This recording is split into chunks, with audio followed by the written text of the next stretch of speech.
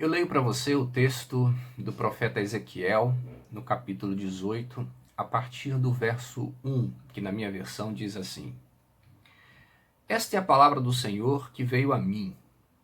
O que vocês querem dizer quando citam esse provérbio sobre Israel? Os pais comem uvas verdes e os dentes dos filhos se embotam? Juro pela minha vida, palavra do soberano Senhor, que vocês não citarão mais esse provérbio em Israel, pois todos me pertencem, tanto o pai como o filho me pertencem.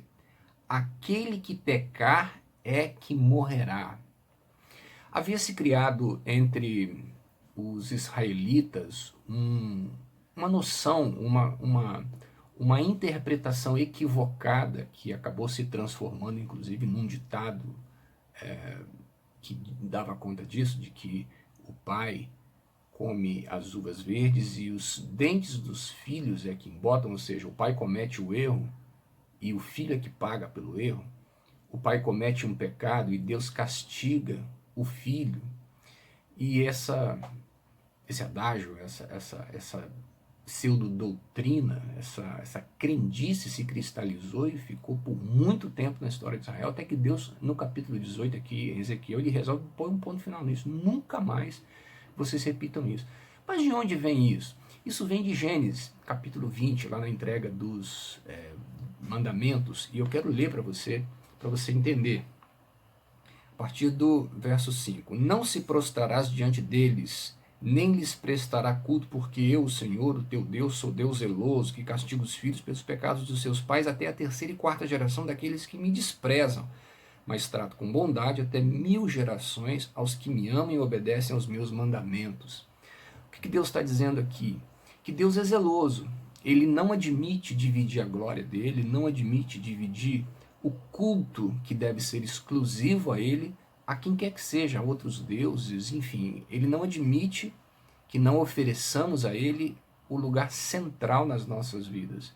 E que aqueles que cometerem pecados de desobediência, de idolatria, de opressão, pecado de desamor, pecados de promiscuidade, esses serão severamente punidos.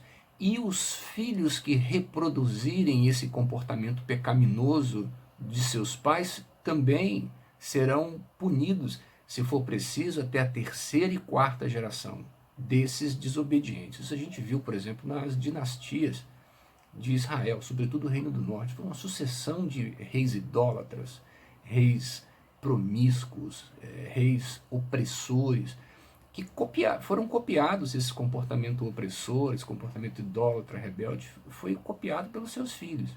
Então Deus está se referindo a punir as gerações que o desprezam. Não que os filhos sumariamente, automaticamente, hereditariamente herdam os pecados dos seus pais e a culpa pelos pecados dos seus pais. Porque é isso que o ditado dava conta, de que o pai come a uva e o dente do filho que fica manchado. Ou seja, o pai comete o pecado e o filho é que paga pelo pecado.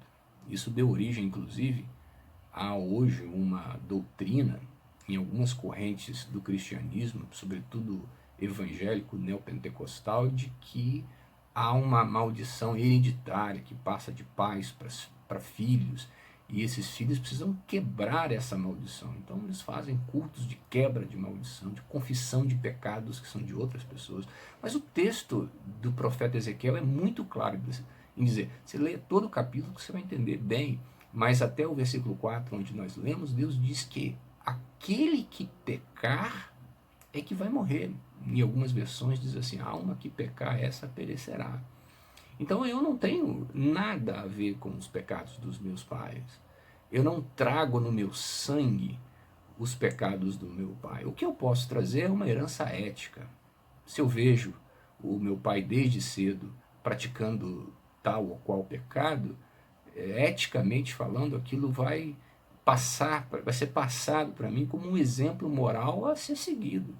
Então a tendência de um filho reproduzir o comportamento do seu pai ela é muito grande. Tanto é que no livro de Provérbios o sábio diz: ensina o menino no caminho que deve andar e quando crescer não desviará dele. Ou seja, uma herança ética, nesse caso uma herança ética espiritual, de doutrinar os nossos filhos no bom caminho. Mas muitos pais doutrinam seus filhos no pior caminho possível.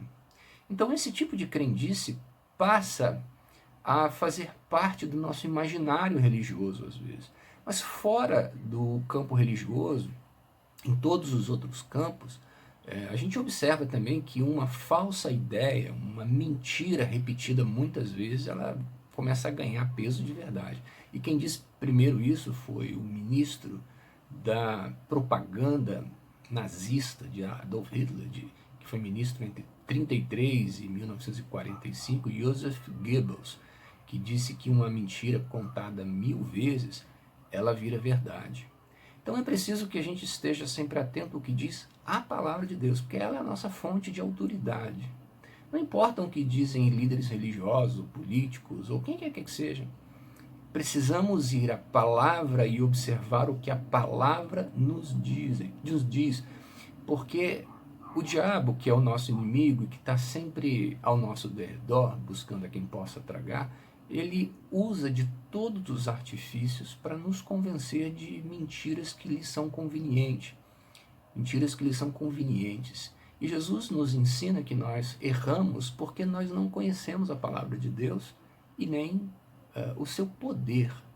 Então é preciso que nós nos atemos sempre a essa palavra, porque ela é a fonte de autoridade para destruir as mentiras que vão se formando no nosso entorno, para espantar dos nossos ouvidos as vozes do mal.